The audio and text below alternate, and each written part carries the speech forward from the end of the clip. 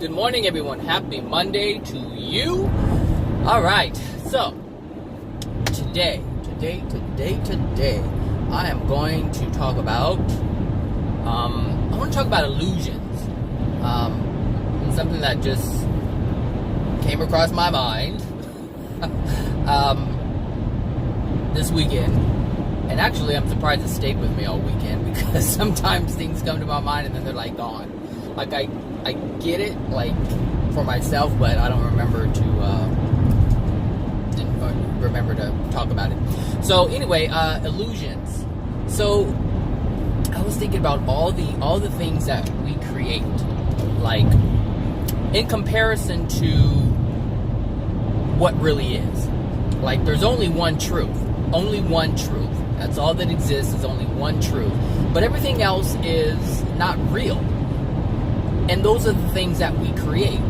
Like if we create, this is interesting because if we create things while we are in love, those things have the potential to last forever. Like it's everlasting. The joy and the happiness from those things that we create in love, they last forever, ever. But the things that we create that are not in harmony with love, or not in harmony, not in harmony with love, those things are, they fade away. They fade away.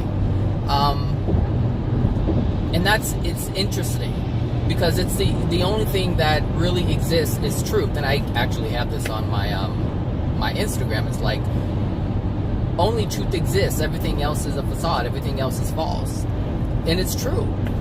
Everything else is just our creation, but it's not everlasting. And the reason why what we create now isn't everlasting, or what we have really ever created that wasn't in love, which is just about everything, it's not lasting. Like everything is just false. The ideas, even like the scientists, what the scientists come, what they feel they recognize or discover, because of the condition, it's like, if you really think about what one scientist discovers, another scientist invalidates. So we have this one understanding, this one model that, we live by, and then another scientist comes along and finds something new or more true, and it invalidates the previous finding that the scientist had found. And it just goes to show that everything that we do is false. Like, it's not the truth. And I thought that was quite amazing. Because it really solidified for me, like, it really solidified what truth really is, and the path that I'm on, and what I'm trying to seek, and why I'm trying to seek it. Versus continue to live and create as man has created for thousands, hundreds of thousands of years. And it's crazy. It's crazy to really think about that. For me it is. I don't know, for other people it may not even be a thing. But I think it's interesting, that we create an illusion, and the illusion isn't real. Well, I should say everything that we create is an illusion, and that is not real, because it's an illusion. But if we create in love, it's not an illusion, it's truth. It is real, it is reality, it is real. It isn't just this made-up thing that we come up with. Because how many times have we come up with ideas or things or whatever, and they're good for the moment, but it's not lasting. It's just an idea for the moment, in the moment. Think of all the inventions and all the different things that people have come up with that have just come and gone, that haven't been everlasting. That's interesting. There's certain things that have been lasting. There's certain truths that have been discovered, and they've been able to be used, throughout time. Even like the whole electricity thing, like back with the Egyptians. Like, and this is interesting because so the Egyptians had power in the pyramids long ago, and I think it was within the last 10 years maybe that people have started to, well, I should say this, it was probably within the last 10 years that people started to recognize this, and a lot of it had to do with Nikola Tesla, or is it Nikolai? Something Tesla. I forget his name. it had a lot to do with his discovery. But the thing is, with electricity, whoever invented the light bulb to harness energy that way, I forget his name. It's the invention, and even at that, like, they're just harnessing something that already exists, and that's truth. Like, the Creator has created electricity. The Creator has created light. Like, these are all things that have already been created, so we really didn't discover those things. Now, we've discovered things that harness that type of energy. We can harness it. Now, that's different. But even that is changing. Like, just think about the incandescent light bulb, and then we have the fluorescent light bulb, and now we have LED. It's just a different way of harnessing energy. It's just but we're harnessing what already exists, if that makes any sense. We're taking something that already exists and using it in different ways. But throughout time, it's all been this thing that is just come and gone, and that's what we do in our inventions. But if you really think about all the things that the Creator has created, has always lasted, because it's the only thing that's real, it's the only thing that's true, and that is very interesting to me. So the reason why it stood out this weekend is because I find myself not jumping at the next invention, not jumping at the next creation or whatever that man has come up with. So, I mean, I've said in the past that I'm a gadget guy and I love gadgets. But, like, the new Samsung Note, I think 9 is out, or we can pre-order it or something like that. Yeah, I think it's pre-order. So, in the past, I would have been on it. Every year I get a new phone. Every year. And this year, when it came out, I wasn't like the least bit interested in it. And I was like, what's going on? And I noticed it, and I was like, this is strange. Like, I would have been on this phone, like, I don't know what. And I was like, I have no desire to spend $1,200 on a phone. I mean, I spent, I think, $1,100 on this one. And it's like, I don't even, like, there was no desire to have it. Like, I was fine with what I had. Like, nothing within me was wanting this phone, and that stood out because I have a pattern, and that pattern is to always, look at technology. And I've seen different types of technology, and, how it comes across YouTube, because I guess YouTube knows what I like. I get all these different things, and I just scroll right past it. And so what I'm starting to notice is that I don't gravitate towards the physical as much. Like, it doesn't have as much meaning, as much significance. Let me put it this way. I don't want to say it doesn't have much meaning, but it doesn't have as much of a hold as it did in the past. And that, to me, is progress. Especially for me, because I love these. These are the things that I truly liked.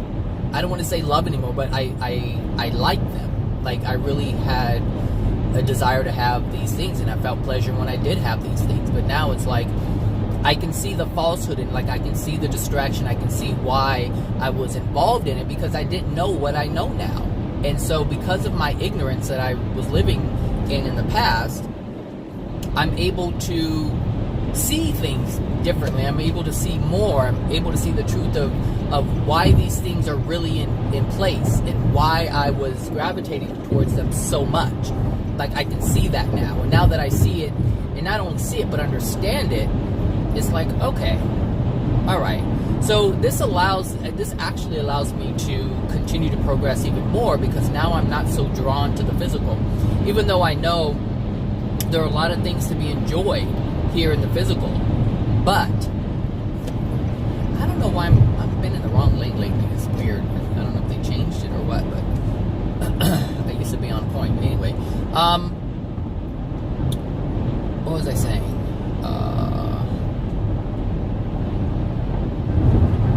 The hold, the physical doesn't have quite a hold on me as it did in the past. And the same thing goes for people that I know. Like, I don't have such a desire to be around people or be friends with people or have people around. Death is a different thing too. I don't fear that.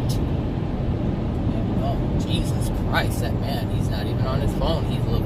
Oh my goodness. He's, oh Lord. What was this?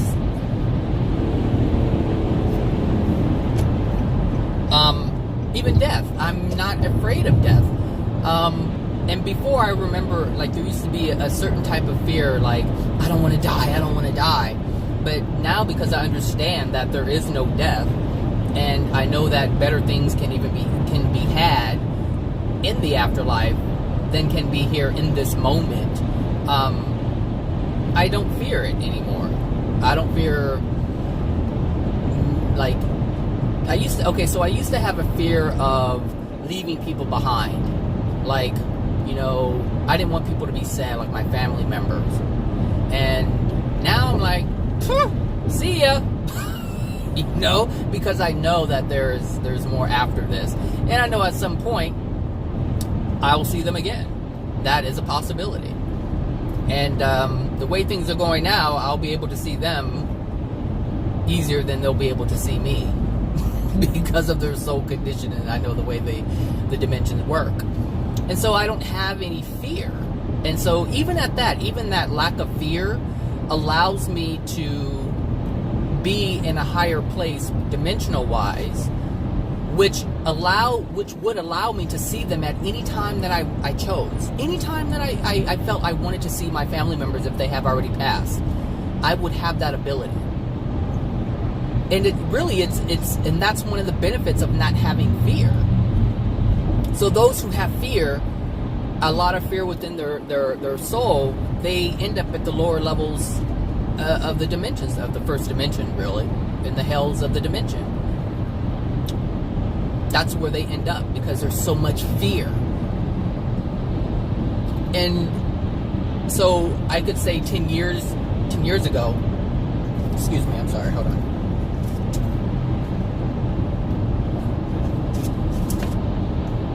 Take a sip of that coffee. Ooh, that is strong. Did I even put cream in that thing? Wow. 10 years ago, I was afraid of, or I should say, I had a lot of fear. And if I had passed, I would have passed in more of a degraded state than I am now. And so I would have been able to visit people who were in a higher state than I would have been. But it's that fear that would have put me in that place, that would have prevented me from being able to see people who are in higher dimensional levels. But now, because I don't have the fear, my soul is in a better condition of love. And that puts me in a higher place, which would allow me to see people who I would have normally missed. Does that make sense?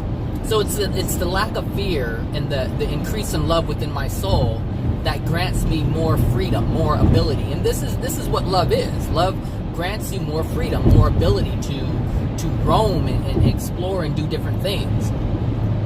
So, you know, that's why I'm so grateful I'm on this path, because that which I felt, I say 10 years ago, which was trapped and not really having much freedom or whatever, all that has changed based on the love that I allowed to be within my soul, and the unloving things that I was willing to release from my soul, the unloving beliefs, the anger, the hatred, the envy, the jealousy, all of that stuff is like, bye-bye, bye-bye. Like, I don't care what anybody has. Whereas when I was younger, of course I did, because I didn't have anything. And I wanted those things. But what needs to be understood is that I wanted those things because I didn't have love. And that's why this is so important to me. This is why it stands out and it's so interesting, because we gravitate towards the physical when we don't have love within our soul. The more love we have within our soul, the more we are fulfilled. And we don't need those things to bring us pleasures and joys, because pleasure and joy is within our soul and is experienced in all things that we do, if you have love within your soul. But if you don't, you need the gadgets, you need the trips here and there, And that's different than just exploring. It's different. The intent is different.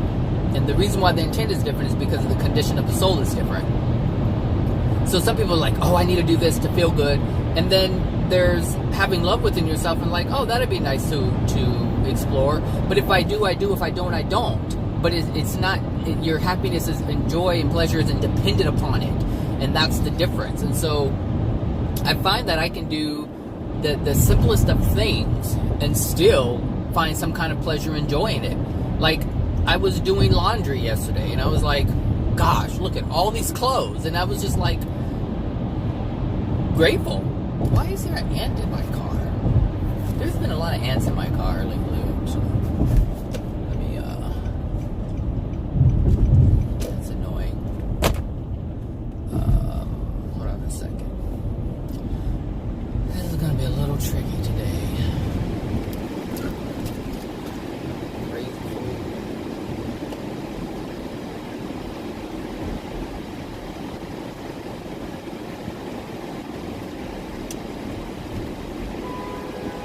Well, if you weren't such an asshole,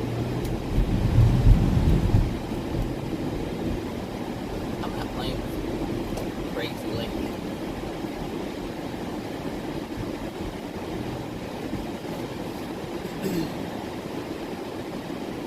So, why is my air conditioner so warm? Oh, it's on 70 degrees. So, that's one of the things that has stood out is the difference. My gravitation and desire for the physical. Completely different. Completely different. So, I just played chicken with this lady. I don't know if you saw it in the camera or not, but she's just being an asshole. So, I don't know if I was at one back, but I was going to get in. There was nowhere else for me to go. She was being unloving. That's funny. You were being unloving, young lady. Actually, she was quite old. Or maybe her soul condition is just so degraded. She looks old. I don't know. So,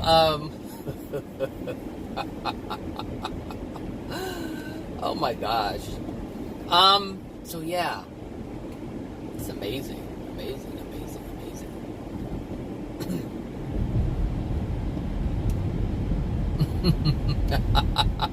That was funny. I'm laughing at that lady. She tried to push me over. She does not know. She does not know. I maintain my stance. She should thank me. She got in the faster lane because of me. Look, she tried to block her own blessing. So, yeah, the illusion. We create so many of them. So many of them. It's like yesterday I posted, I think, what did I post on Facebook? Pseudo-spirituality. Yeah, it was about pseudo-spirituality. I'm like, well, what is that? Well, pseudo-spirituality is, or I should say, are these things that we create that we call spiritual, that bring us feel-good feelings, but don't yield any real change.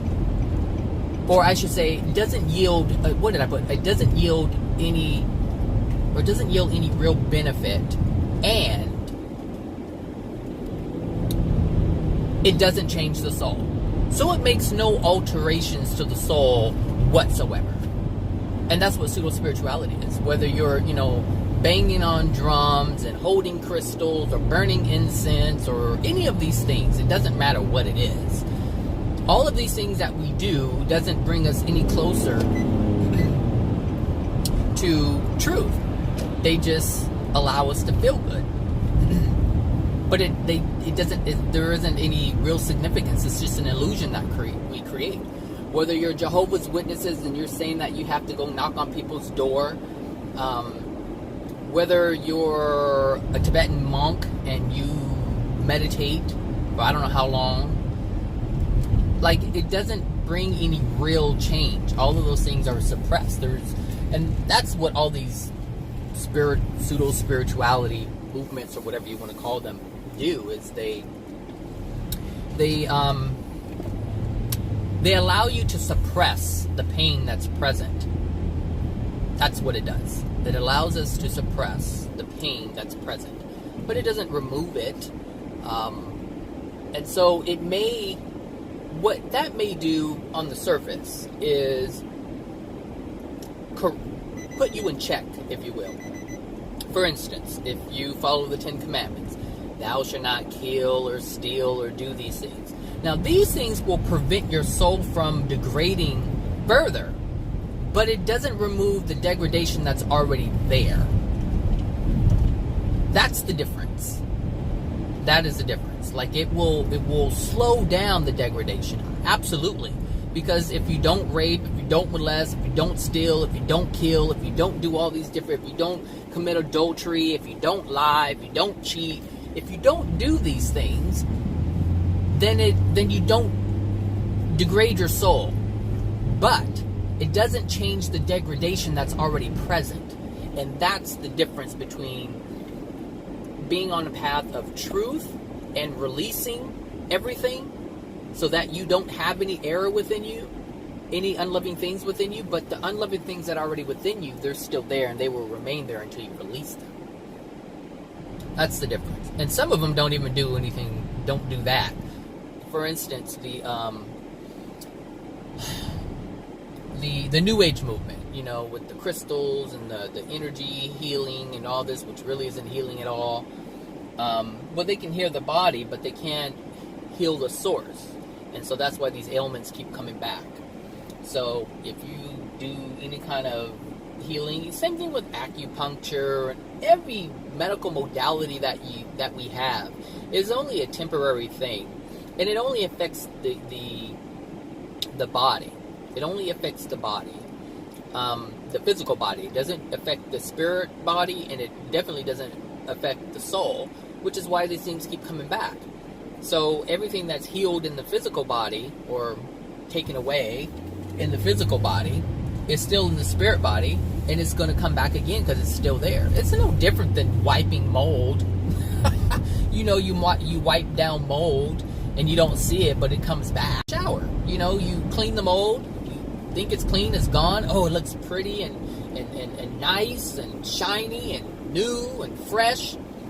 And then before you know it, it's back again. Because you never got rid of it. It was still there. It was still there. You just have to constantly maintain it. Constantly maintain it. However, if you have a brand new shower, right? And you do certain things, mold will never even develop in the shower. Ever. Ever. Ever. Ever. Ever. It won't. It just won't. And the way to do that is to wipe it dry. And you don't have the potential for it to even form because there's no moisture there for the mold to even grow. So there are things that we can do to prevent it, but generally once we have it, it's there until we get rid of it, and we have to get rid of it completely. And it's very difficult to do that, but with the soul, it's very, I should say there's an easy way to get rid of it, but you have to know how to get rid of it, and you have to want to do it, which is releasing the emotional injuries. And that's it. Once you release the emotional injury, it's gone from the soul. The mold is gone. That which causes all the darkness is gone. That's it. That's it. That's it. That's it. But if it's not, and it's still there, what we do is we reach for all these physical things, these physical addictions, whether it's sex, whether it's coffee. Mine is coffee. Like, that's what mine is. Mine is coffee. I just realized, this blew my mind yesterday. So I was at Bloomingdale's buying some more espresso capsules for my espresso machine. And I was like, okay, I bought the 200 pack, like the 200 welcome pack. I was given, then I went to Bloomingdale's and bought $100 more worth. So the 200 pack, I think, is $200, and you get 200 capsules. I bought that. Then I went to Bloomingdale's maybe a month later, and bought 100 more. So that was like $100. And then I bought, what else did I buy? I was given, I know I went to that store twice. So, maybe it was once. It seems like I went twice. I have to check my thing. I think I did go back, but I can't remember what I bought. And then I was given 4, variety packs, because when you buy over whatever, you get more variety packs. And so I had 4 of those. And this weekend, I actually had 1 sleeve left, which had like 10 capsules. I have drank all of those coffees. Mind you, I probably gave 10 of them away, meaning I made 10 cups of coffee for people. And I'm like, I blew through $300 worth of coffee since May. I think May 10th is when I bought my machine. May 10th. That's like not that long ago. And I'm like, how much coffee am I drinking? Like, oh my gosh. And I didn't realize it. Like, that is a huge addiction that I didn't realize. And so I was like, whoa, that is crazy.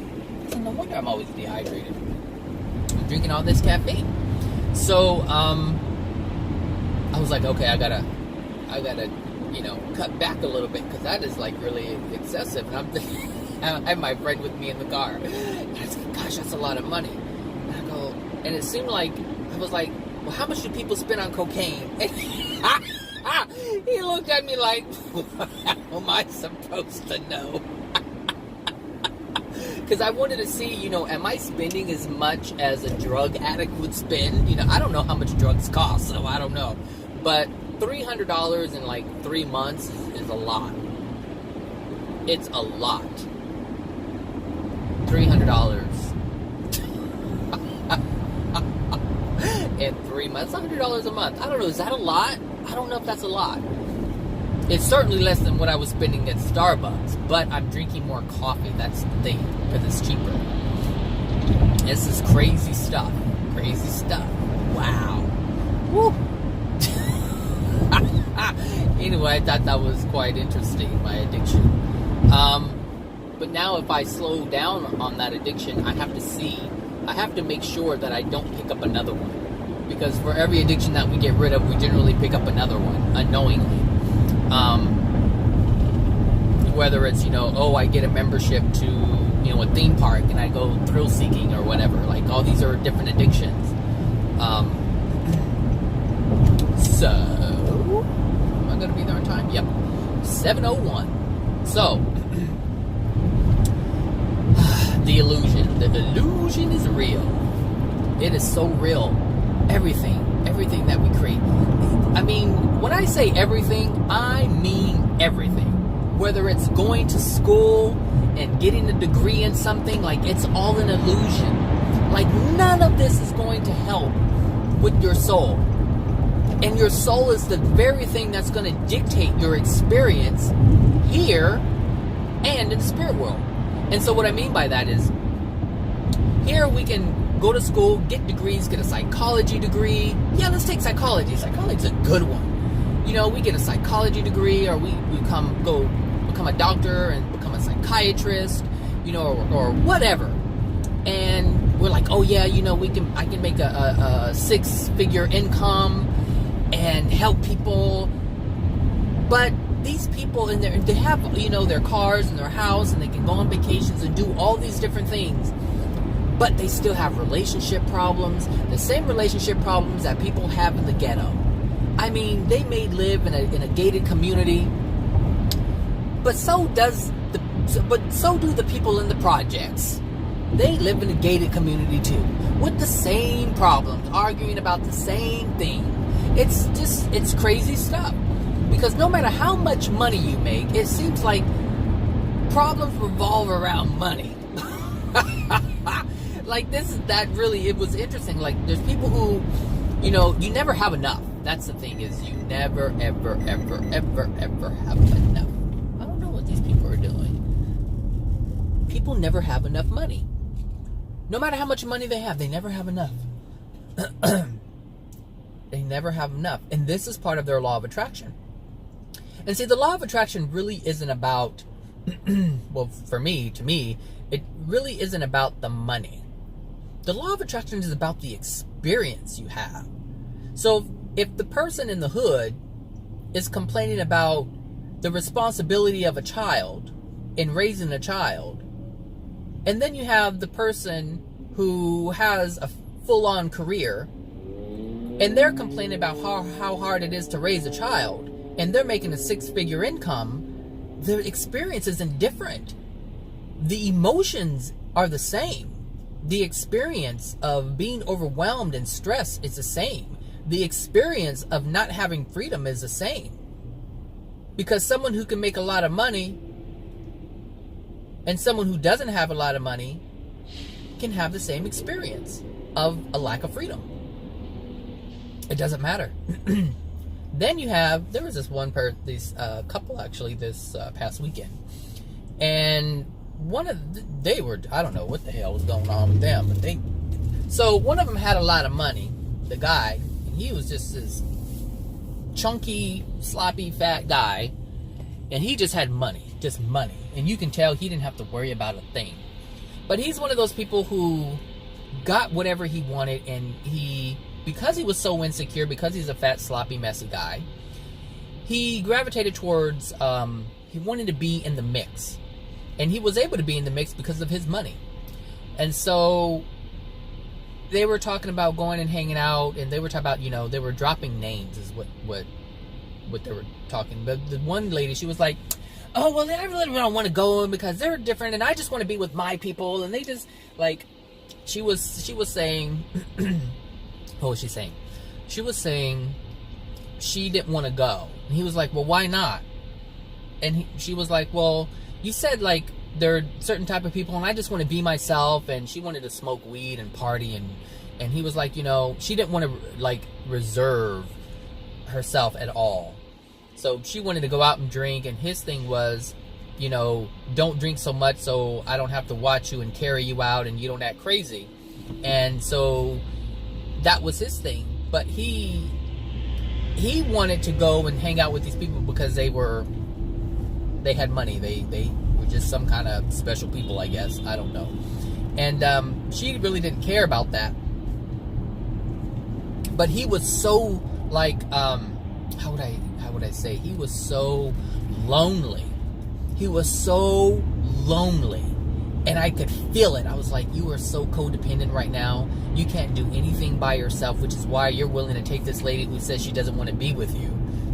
And, like, I don't know if I guess they were visiting from New York or something. And she was like, let's move out here. Let's move out here. I want to move out here. I want to move out here. Look at LA, and the people are so different here. And, like, screw New York. And she was just all over the place. And, it was just interesting because I was like, look at this illusion. Like, it's all, like, people are just, like, she's hanging around him because he has money. He wants to go hang out with these people because it makes him feel like he's somebody. And I was like, look at these addictions just all the way around. It was crazy. It was so crazy to see. And I was like, wow. And they don't even know they're in it. This is their life. And I can understand it because growing up, I saw these things as, like, the things to achieve, the things to want. You want to be around the famous people. You want to be around, people who have or whatever, or what we call successful. And now, like, I don't want to be around any of them. Look at this foolish person. Look at this. I wonder if she's late. I wonder. It's flying. Look, she's on zigzag. Oh my gosh. She is crazy. Look at just zigzagging. People got it bad, man. People got it bad. Oh my gosh. Like, look at these souls. Look at these souls. Oh my gosh. It's all over the place. And that's what I was seeing this weekend. I was like, all of these souls are so lost. They're all lost. That's what was going through my mind this weekend. It's like, these souls are lost. They have no idea where they're going. And partly because they don't have any idea of where they are at. Like, people are just doing things, not knowing why they're doing it. And this is why the system is able to be maintained, because nobody knows what's going on. Like, the system that has been created is a system that has been created, and they're just part of it. And they don't even know that they're part of a system. And so these people who say, they're awake and they see it, and you have Anonymous and all these things, they don't even know it. They don't see it at all. Like, you have the people who are like, look at what the government's doing, the secret this and the secret that, and they're doing this and they're doing that, and the chemtrails and the da-da-da-da, and they're just all caught up in it.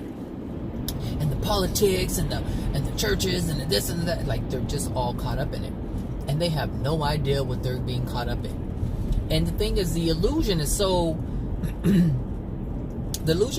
thick, it's so deep, that whatever illusion is exposed by another illusion. That's the thing. That is the thing. That is crazy. It is crazy. But it's like I said earlier in the video, everything that we create is an illusion, and everything not true is the illusion. And that's the thing. Like, people are exposing they're exposing untruths or unloving things with unloving things. That's it. Like, this morning, someone had put on Facebook, I don't know who did the original post, but someone on my friends list posted it. And I usually don't see things from that person. They shield it from me, so they share things, but I rarely see them, so that means that they don't really make it public. But this thing they made public. So it was about these two cops that were beating up this black guy. They pulled him over. I don't know why. I know why. I mean, I don't know why in terms of why they did it, but I know law of attraction wise why it happened. And so they were beating up this guy, and this guy somehow got away. I don't know if he had a gun or he took the cop's gun, but there were two cops that were just beating him up. They were just beating him up. He was already down, but they were just punching him. And then the black guy somehow got loose and shot the two cops. And the caption that they put on this was, it had something with Malcolm X, and it said that the media has the power to manipulate and control. Or the media has the power because they have the power to control what people see, and if they control what people see, they can control the minds of others, which is true. However, the other caption, the thing that they actually wrote was, they're gonna, black people are gonna get to a point where, or black people are sick and tired of being beat up and shot at and killed, and nothing's happening to the other people, to the cops. And so the post was like, yeah, kill the cop, basically, right? And I was like, this is another illusion. This is another illusion. Exposing another illusion. And you can't find love, you can't find peace, you can't find joy out of that at all. Because any kind of fighting, any kind of killing is unloving. And so if a cop is getting joy from killing black people, or just black people, if they're getting joy in doing that, it's unloving. And if a black person is getting joy out of killing a cop, that's unloving. And so they're both illusions. They're just not truth. It's not love. It's not real. And that's the thing, is people are creating more illusions, and it's not solving anything. It won't ever solve anything. You're gonna be mad at him because he's just sitting there waiting. So I don't know, these illusions, man, we have to be careful. Or I should say, we should be more aware of the illusions that we create. Even the things we call love, illusions, because they're not loving. Most things that we call loving are supporting of addictions. That's what it is. Supporting of addictions. Oh, I love my son. I'm going to get him out of jail. You're just supporting the bad behavior that got them in there in the first place. And they wouldn't be in there if their law of attraction didn't call for it. So there's something within their soul that the parent doesn't understand. And even if the parent did understand because of their addiction, they wouldn't do anything that would be loving for their child. Because they wouldn't see allowing their child to recognize their wrongdoing as loving. They would think that bailing them out of jail is loving. And this is the thing, people can know it. People know a lot of truth, but they refuse to live by it. For instance, the Ten Commandments, like, if you don't, I don't know all the Ten Commandments, but if you don't steal and cheat and lie and do all these different things, you know, people know about them, but they don't live by it. They don't understand it enough or care enough to not do those things. And so they end up doing those things. So anyway, illusions. Gosh, that's all I have to say about that. Oh, there's fumes coming in the car. So anyway, I hope you guys have a great Monday. Try to find out what your illusions are. They're really simple. It's just about everything you do in your life. But see which ones you can rectify. See which ones you can rectify. It'll be really interesting to see for yourself, you know, which things are not really real.